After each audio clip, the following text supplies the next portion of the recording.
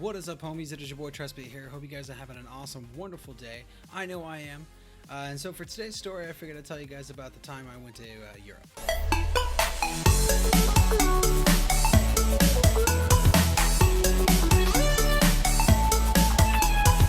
So in terms of the timeline from this video to the last video, I'd say it's probably about 8 years have gone by.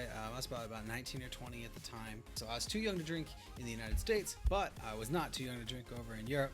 Side note, little disclaimer, I don't condone any form of drug use in any way, shape, or form, and I don't condone any underage drinking or excessive drinking in any way, shape, or form, just to kind of get that out there now.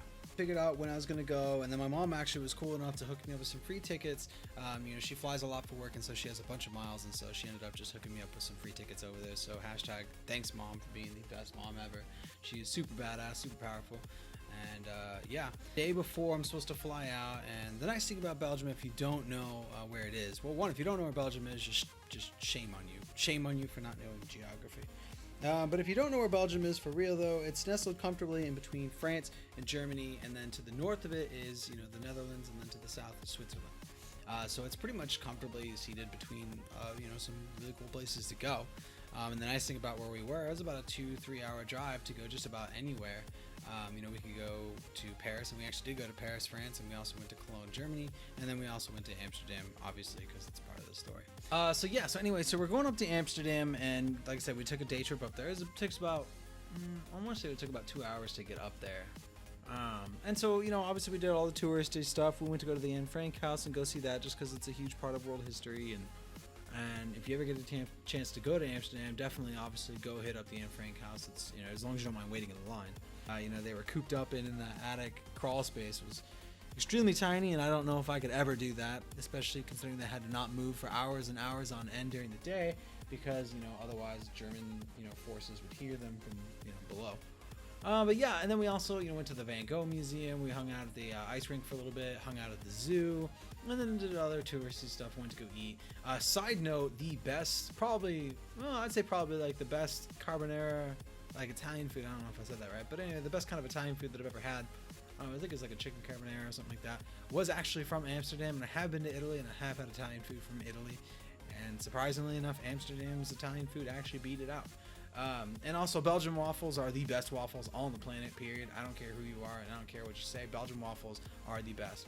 Shout out to Belgium. Shout out to their waffles. Hashtag Belgian waffles are the best. I always had this idea that if there was this bastardization, this crazy combination of getting Belgian waffles and then going to Canada and getting maple syrup from Canada, I always thought that would be just the sickest meal ever, and it'd be so crazy and delicious as hell. One day I'll try that. Anyway, so the other thing we did was when we were in Amsterdam was we went to go hang out at the Canal District and just go experience the Canal District and go see it. It's a crazy part of Amsterdam, and anytime someone says, "Oh yeah, did you go to Amsterdam?" or "I went to Amsterdam," they're obviously like, "Oh, did you go check out the Canal District? You can go to Red Light District and stuff like that." So we went to go check it out, and I was there with my family, and I'm not part of the whole prostitution thing anyway. There's tons of brothels all over, tons of girls. As far as the eye can see, more or less. It's a crazy, a lawless part of the town. It's like a lawless street with a giant canal running through it. So we're walking the district, and I made a couple friends with people just because I love talking with anybody. I will talk to just about anybody for any particular reason at all, and if I can find any form of common ground, I will certainly talk your ear off. So we're, I made some friends with these crack dealers, and they were walking with us for a little bit and talking to us and trying to get us to be a little bit at ease, and you could tell that they wanted to sell us drugs, so anyway, we told them no, and we were there with my family and stuff like that, and so we were walking, so we got to the end, and then we started coming back. Now the best part about the story is obviously as we're coming back, pro tip before I get into that, do not, for whatever reason, if you ever find yourself in Amsterdam, do not 100% do not take pictures of the brothels and of the girls without complete consent of the bouncer and the girls and probably the brothel owners. Just don't do it. It's not a good idea. So we're on our way back, and I was getting pictures of me all over in the Red Light District and stuff like that, and it was fun, and I tried to make sure that I didn't offend anybody or do anything I wasn't supposed to do. So we're walking back, and we see this dude, and he's on one side of the canal taking pictures of this brothel on the other side of the canal, which is a huge no-no. You should never do that. And he had this really nice camera. I want to say it was like a Nikon, but it might have been a Canon. But he had this really nice, you know, SLR, DSLR camera or whatever. And yeah, so he's taking pictures, and one of the girls that he's taking pictures of spots him, notices it, points it out to the bouncer.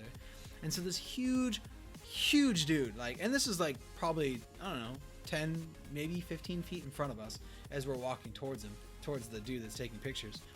This dude, huge bouncer dude, walks over there and basically is like, hey, are you taking pictures of my girls? And so the guy's like, oh, no, I'm not. You know, I'm just taking scenic pictures or whatever. You know, I made sure not to get anything. And so he takes the camera from them. And this dude is huge. Like, the bouncer is a big guy. And the dude taking pictures is a fairly skinny dude. And, you know, he's definitely not going to win the fight. So he takes the camera from him, and he's checking through the photos. And sure enough, he sees the pictures of, you know, the girls and him and everything like that. And he's like, yo, this is not cool. And he legit snaps that camera. I mean, just snaps the entire lens and the camera from the mount. I mean, it was gone. He snaps it and then chucks it into the canal. For any of you that don't know, that canal is probably the dirtiest water you could ever, like, just be around, let alone be in. You would never want to jump in that canal, but it is the dirtiest water I think I've ever seen. I mean, it's kind of like a shitty brown color. Needless to say, the dude that lost his camera totally did not jump in that canal, because God knows he wouldn't want to. If you guys enjoyed the story, if you did, leave a like. You know, I've got plenty more, and so I'm thinking about some other ones I'm going to do. I got another one on lock I'll tell you guys a little bit about. I'm sorry for jumping around so much in the story and the timeline of my life, but I don't know, I just gotta think of the next story I want to tell you guys, and I just jump on board with it and go. But yeah, so if you liked the video, don't forget to drop a like, leave me a comment, let me know if you've ever been anywhere outside of, you know, wherever you live. If you live in the US, if you've been to Europe, or you know, I don't know, South America or anywhere. And if you live in Europe or anywhere else in the world, you know, tell me what places you visited. That'd be really awesome to hear. And then, you know, also, you know, obviously don't forget to subscribe. You know, the channel is growing, and hopefully, you know, you can be a part of that. But yeah, so anyway, hope you guys enjoyed. Later, and peace.